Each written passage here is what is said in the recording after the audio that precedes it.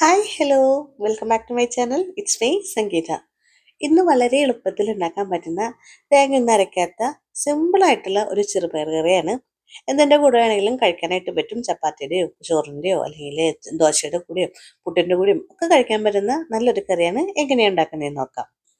കറി ഉണ്ടാക്കാനായിട്ട് ഞാൻ ദേ ഒരു കപ്പ് അളവിൽ ചെറുപയറാണ് എടുത്തിരിക്കുന്നത്. ഇത് നമുക്ക് കുക്കറിലേക്ക് ഇട്ട് കൊടുത്ത് വെള്ളമൊഴിച്ച് കഴുകിയെടുക്കാം. കഴുകിയെടുത്തതിന് ശേഷമാണ് നമ്മൾ ഈ കുക്കറിൽ തന്നെയാണ് കറി ഉണ്ടാക്കുന്നത്. ഇനി നല്ല വെള്ളം ഒഴിച്ചു കൊടുക്കാം. വേവാനായിട്ട് ആവശ്യത്തിനുള്ള വെള്ളം ഒഴിച്ചു കൊടുക്കുക. അതിലേക്ക് ഒരു ചെറിയ സവോള, വലുതാണെങ്കിൽ പകുതി എടുത്താൽ മതിയാവും കേട്ടോ. ഇത് ചെറുതായ കാരണം കൊണ്ട് ഒരു സവോള എടുത്തിട്ടുണ്ട്. അത് കുറച്ച് വലിയ കഷ്ണങ്ങളായിട്ട് തന്നെ നമുക്കിതിലേക്ക് അരിഞ്ഞിട്ട് കൊടുക്കാം.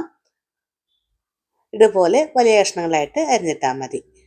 പിന്നെ വേണ്ടത് തക്കാളിയാണ്. തക്കാളി ഒരു ചെറിയ തക്കാളിയാണ് വേണ്ടത്. അപ്പോൾ വലുതാണെങ്കിൽ ഇതേപോലെ തന്നെ പകുതി എടുത്താൽ മതി. ഇത് ഞാൻ മുഴുവനും ഇടുന്നില്ല, ഞാൻ ഇതിൻ്റെ ഒരു മുക്കാൽ ഭാഗത്തോളാണ് ഇടുന്നത് കേട്ടോ. അതും ഇതേപോലെ തന്നെ വലിയ കഷ്ണങ്ങളായിട്ട് നമുക്ക് ഇതിലേക്ക് അരിഞ്ഞിടാം. ഈ തക്കാളിക്ക് അത്യാവശ്യം പുളിയുണ്ട്, അപ്പോൾ അത് കാരണം കൊണ്ടാണ് ഞാൻ മുഴുവൻ എടുക്കാത്തത്. അപ്പോൾ ഇതാ ഇത്രയും മതി. പിന്നെ ഇതേ ഒരു ചെറിയൊരു കിഴങ്ങാണ് എടുത്തിരിക്കുന്നത്. ഇതും പകുതി മതിയാവും. ഓപ്ഷനിലാണ്, ഉരുളക്കിഴങ്ങ് ഇടണമെന്ന് നിർബന്ധമൊന്നുമില്ല. പിന്നെ ഒരു ചെറിയൊരു കൊഴുപ്പിനൊക്കെ വേണ്ടിയിട്ടാണ് ഞാനിത് ചേർക്കുന്നത്. അപ്പോൾ താല്പര്യം ഉണ്ടെങ്കിൽ ഇട്ടാൽ മതി. ഇട്ട് കഴിഞ്ഞിട്ടുണ്ടെങ്കിൽ നല്ലൊരു കുറുകിയ ഒരു ടെക്സ്ചർ കിട്ടാനായിട്ട് ഹെൽപ്പ് ചെയ്യും കേട്ടോ. അപ്പോൾ ഇതും പകുതി ഞാനെടുത്ത് ഇതേപോലെ വലിയ കഷ്ണങ്ങളായിട്ട് അരിഞ്ഞെടുത്തിട്ടുണ്ട്. ഇനി ഇതിലേക്ക് 3 വെളുത്തുള്ളിയാണ് വേണ്ടത്. അത് നമുക്ക് നെടുകെ കീറിയിട്ട് ഇട്ട് കൊടുക്കാം. ഞാൻ വലിയ വെളുത്തുള്ളി 3 അല്ലിയാണ് എടുത്തിരിക്കുന്നത്. ചെറുതാണെങ്കിൽ ഒരു 5-6 അല്ലി എടുക്കാം. പിന്നെ ഒരു 3 പച്ചമുളക്, നല്ല എരിവുള്ള പച്ചമുളകാണ്, ഞാൻ 3 എണ്ണമാണ്. എരിവിനനുസരിച്ചിട്ട് എടുത്താൽ എത്രയാണെന്ന് വെച്ചിട്ടുണ്ടെങ്കിൽ എടുത്താൽ മതിയാവും. അതും നടുകെ കയറിയിട്ട് നമുക്ക് ഇതിലേക്ക് ഇട്ട് കൊടുക്കാം. ഇനി ഇതിലേക്ക് ഒരു തണ്ട് കറിവേപ്പില ഇതുപോലെ ഒന്ന് ഊരിയിട്ട് ഇട്ട് കൊടുക്കാം.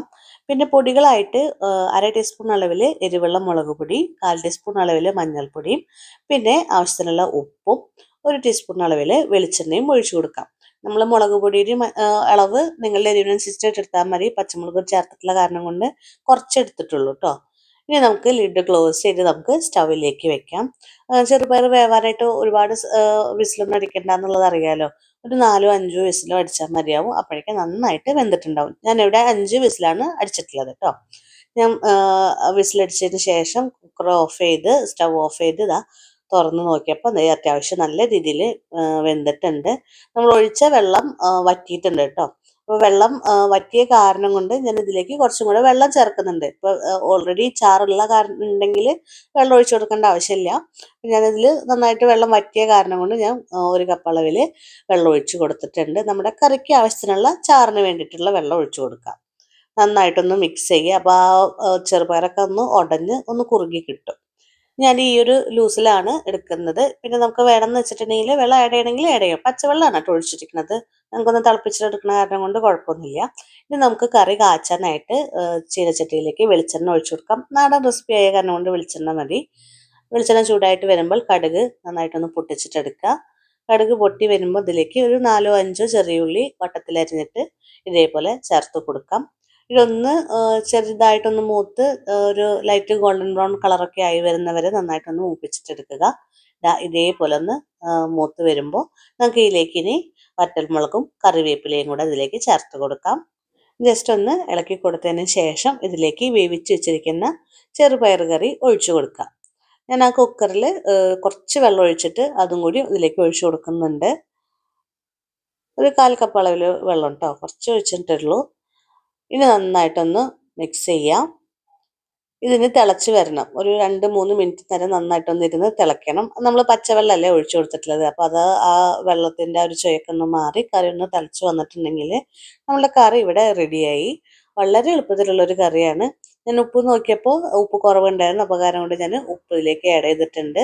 എന്നിട്ട് കയ്യിൽ വെച്ചിട്ട് ജസ്റ്റ് ഇങ്ങനെ ഒന്ന് ഇളക്കി ഉരുളൻകിഴങ്ങൊക്കെ ഒന്ന് ഇങ്ങനെ ഉടച്ചു കൊടുക്കുക. അപ്പോൾ കറി നന്നായിട്ടൊന്ന് കുറുകി കിട്ടും നമുക്ക്. തിളച്ച് വന്നിട്ടുണ്ട്. അപ്പോൾ ഇതേപോലെ തന്നെ കണ്ടില്ലേ, ഞാനിപ്പോൾ ചോറിന് വേണ്ടിയിട്ട് എടുക്കുന്ന കാരണം കൊണ്ട് ഈ ഒരു ടെക്സ്ചറിലാണ് എടുക്കുന്നത്. ഇപ്പം നിങ്ങൾക്ക് കുറച്ചും കൂടി ലൂസായിട്ട് എടുക്കണമെങ്കിൽ അങ്ങനെ ചെയ്യാം. അപ്പോൾ ഇതാ ഉരുളക്കിഴങ്ങൊക്കെ ഒന്ന് പതുക്കെ ഒന്ന് കയ്യിൽ വെച്ചിട്ട് ഇതുപോലെ ഒന്ന് ഉടച്ചു കൊടുക്കുക.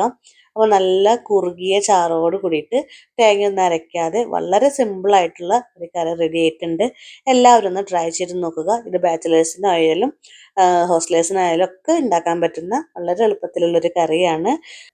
ഇനി നമുക്ക് ഫ്ലെയിം ഓഫ് ചെയ്ത് ലിഡ് ക്ലോസ് ചെയ്യാം. അപ്പോൾ എല്ലാവരും ഒന്ന് ട്രൈ ചെയ്ത് നോക്കുക. ട്രൈ ചെയ്തിട്ട് ഇഷ്ടമായിട്ടുണ്ടെങ്കിൽ നിങ്ങളുടെ ഫ്രണ്ട്സിനും ഫാമിലിക്കൊക്കെ ഒന്ന് ഷെയർ ചെയ്ത് കൊടുക്കാനും, ചാനൽ ആദ്യമായിട്ടാണ് കാണുന്നതെങ്കിൽ ഒന്ന് സബ്സ്ക്രൈബ് ചെയ്ത് സപ്പോർട്ട് ചെയ്യാനായിട്ടും മറക്കരുത്. ഇതുപോലുള്ള നല്ല നല്ല കറി റെസിപ്പിക്കായിട്ട് ഞാൻ ഇനിയും വരുന്നതാണ്. Stay tuned. Thank you.